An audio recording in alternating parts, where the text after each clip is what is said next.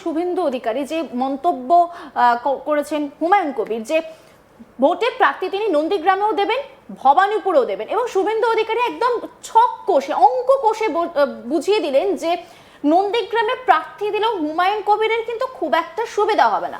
অন্যদিকে হুমায়ুন কবির কিন্তু কনফিডেন্টের সঙ্গে বলছেন যে শাসক দল বা বিরোধী দল যেই সরকার গড়ুক না কেন আমাকে তাদের লাগবে, আমার দলকে তাদের লাগবে। এটা হুমায়ুন কবিরের দাবি, এটা সবই দেখতে হবে কতটা ওনার প্রভাব পড়ছে, পলিটিক্যাল পার্টি কিভাবে ওনার তৈরি হচ্ছে, কতটা ইম্প্যাক্ট পড়ছে, কতটা সিট উনি আনতে পারেন। তার ফলেই কিন্তু এই যে কিং মেকার হতে চাইছেন বা বলছেন যে আমি কিং মেকার হব, সেটা পুরোপুরিভাবে গোটাভাবে ডিপেন্ড করছে কতটা সিট তিনি আনতে পারেন। আর সেটা বোঝা যাবে যখন উনি পলিটিক্যাল পার্টি ফর্ম করবেন, ক্যাম্পেইন শুরু করবেন, লোকজন জড়ো হতে শুরু করবে, তখন সেটা একটা বোঝার একটা বুঝতে পারবো আমরা যে কতটা প্রভাব ফেলতে পারবে হুমায়ুন কবিরের এই পলিটিক্সটা পশ্চিমবঙ্গের পলিটিক্সে। কিন্তু এই মুহূর্তে সেটা বলা খুব মুশকিল। হ্যাঁ, একটা কথা পরিষ্কার, হুমায়ুন কবির যদি পলিটিক্যাল পার্টি গঠন করেন, পলিটিক্যাল পার্টি হয়ে ক্যান্ডিডেট দেন, তাহলে কিন্তু টিএমসির যে ভোট ব্যাংক সেখানেই কিন্তু ভাঙন ধরবে। যদিও নন্দীগ্রামে তিনি প্রার্থী দেন, নন্দীগ্রামে কত ভোটে হেরেছিলেন মমতা বন্দ্যোপাধ্যায়? খুব সামান্য ভোটে হেরেছিলেন, 1900 মতো ভোটে হেরেছিলেন, খুবই সামান্য ভোট ব্যাংকে। তো সেই ক্ষেত্রে যদি নন্দীগ্রামে আবার হুমায়ুন কবির নিজের প্রার্থী দেন, তাহলে যেই ভোট ব্যাংকটা আছে সেটা একটু ভাঙন ধরবে, টিএমসির ক্ষতি হবে, বিজেপির কোনো ক্ষতি হবে না, এটা কিন্তু পরিষ্কার। পাশাপাশি আরো 135টি জায়গার কথা বলা হচ্ছে, তার মধ্যে দুটো জায়গা নিয়ে আমরা আলোচনা করলাম। তিনি যেখানে নিজে রয়েছেন মানে ভরতপুর, মুর্শিদাবাদ, ওই যে চত্বরটা, সেখানেও তো তাহলে শাসক দলের যে ভোট ব্যাংক তাতে তো একটা বড় আঘাত পড়তে পারে বলেই মনে করা যায়। দেখো, মুর্শিদাবাদে গোটা 22টি বিধানসভা সিট রয়েছে। তার মধ্যে যদি বিগত যে রেজাল্ট আমরা দেখি, সেখানে আমরা যদি দেখি 20টির মতো সিট পেয়েছিল টিএমসি, 2টোর মতো সিট পেয়েছিল বিজেপি, বহরমপুর আর মুর্শিদাবাদ। এছাড়া বাকি গোটা মুর্শিদাবাদে কিন্তু টিএমসি 20টা সিট পেয়েছে আর রাজ করছে।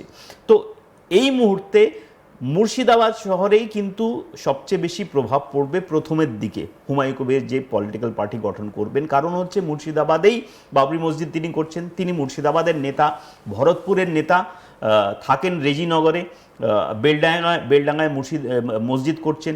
সেই গোটা এলাকা জুড়ে একটা প্রভাব রয়েছে, সেটা আমরা দেখতেও পাচ্ছি যে প্রচুর লোক যারা জড়ো হচ্ছেন, যারা আসছেন, বেশিরভাগ লোক কিন্তু মুর্শিদাবাদ ডিস্ট্রিক্ট থেকেই আসছেন। তো একটা কথা পরিষ্কার যে ওনার সবচেয়ে বেশি প্রভাব যেটা পড়বে সেটা মুর্শিদাবাদেই পড়বে।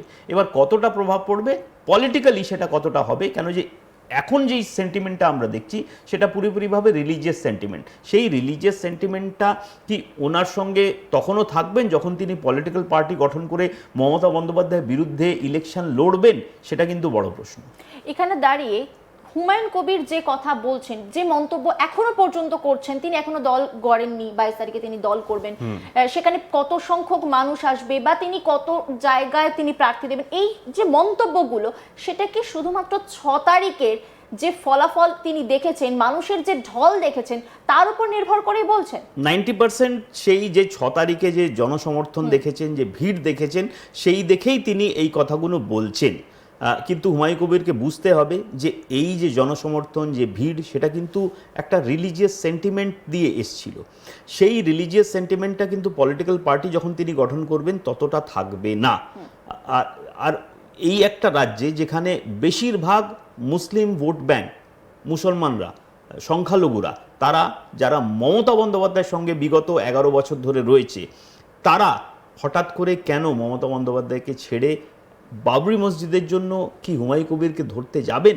সেটাও একটা বড় প্রশ্ন রয়েছে। এর মাঝখানে এই যে কারি টাকা এসছে বাবরি মসজিদের জন্য এসছে, এখানে দাঁড়িয়ে হুমায়ুন কবির বলছেন যে শুধুমাত্র আমার রাজ্যের মানুষ নয়, আমার দেশের মানুষ নয়, প্রচুর টাকা কিন্তু বাইরে থেকেও আসছে। এটা বলে কি তিনি অন্য কোনো ইঙ্গিত দেবার চেষ্টা করলেন, নাকি বিষয়টা শুধুমাত্র বাবরি মসজিদ কেন্দ্রিক? না, শুধুমাত্র বাবরি মসজিদ কেন্দ্রিক কি, আমরা কথা বলেছিলাম, তিনি বলেছিলেন যে বাইরের দেশের থেকেও টাকা আসছে, বাবরি মসজিদের জন্যই এই টাকাগুলো আসছেন। তিনি বারবার পরিষ্কার করে বলেছেন যে আমি এই যে টাকাগুলো আসছে সেটা বাবরি মসজিদের জন্যই লাগাবো, সেটা বাবরি মসজিদে কাজেই লাগবে, এই কথাটাও তিনি বলেছেন। এটা ছাড়া তিনি বলতেও পারেন না, কেন যে যেই টাকাগুলো আসছেন সেটার তো রিজনটা একটাই, সেটা হলো বাবরি মসজিদ, তার জন্যই এই টাকাগুলো আসছে। শাসক দল এবারে চতুর্থবারের জন্য লড়াই করছে এবং সেখানে দাঁড়িয়ে আমরা জানি যে একটা ভোট ব্যাংক যদি দেখি, সেই ভোট ব্যাংকের কিন্তু অনেকটা অংশ সংখ্যালঘুদের ওপর ডিপেন্ড করে। ভোট বৈতরণী বারবার শাসক দল সংখ্যালঘু ভোটের ওপর দাঁড়িয়েও কিন্তু পার করেছে। সেখানে দাঁড়িয়ে এবার যখন হুমায়ুন কবির বলছেন দল গড়বেন, যদি তিনি যা যা বলছেন তাই যদি বাস্তবে আমরা দেখি, 135টি আসনে তিনি প্রার্থী দিলেন, তিনি এবং ভালোভাবে লড়াই করলেন, সেক্ষেত্রে দাঁড়িয়ে কতটা আঘাত পড়তে পারে শাসক দলের ভোট ব্যাংকে?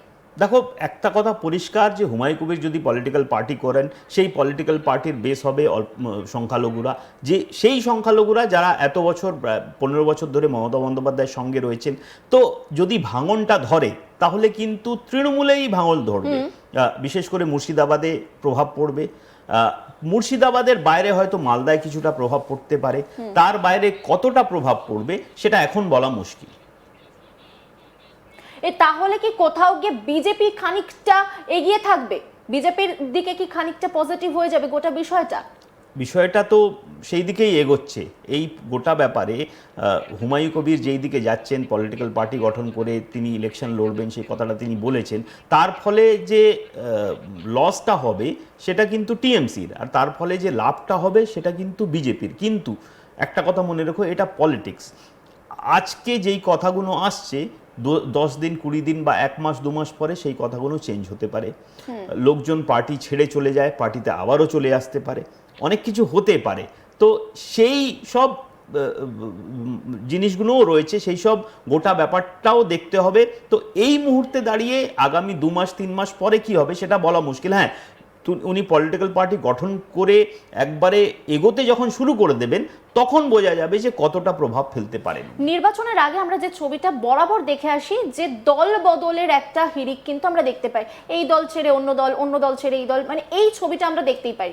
হুমায়ুন কবির দল গড়ার পর ফার্স্টে মানে যে বিষয়টা এই মুহূর্তে চর্চা, যে ভবানীপুর কেন্দ্র, কারণ ভবানীপুর এক কথায় বলা যায় শাসক দলের গড়, সেখানে উনি থাবা বসাতে চলেছেন, কারণ তিনি স্পষ্ট দাবি করেছেন যে সেখানে উনি প্রার্থী দেবেন, সেই ঘোষণা তিনি করেছেন। তিনি ভবিষ্যতে কি করবেন সেটা পরের বিষয়, কিন্তু এই মুহূর্তে দাঁড়িয়ে ভবানীপুরে প্রার্থী দেওয়ার পর সেটা শাসক দলের জন্য কি বড় সড়ো চ্যালেঞ্জ হয়ে যাবে, নাকি শাসক দলের যে এত বছরের যে মাঠে নেমে যে সমস্ত কাজ রয়েছে সেখানে দাঁড়িয়ে তৃণমূলকে কোনোভাবেই ভাবাবেই না গোটা বিষয়টা?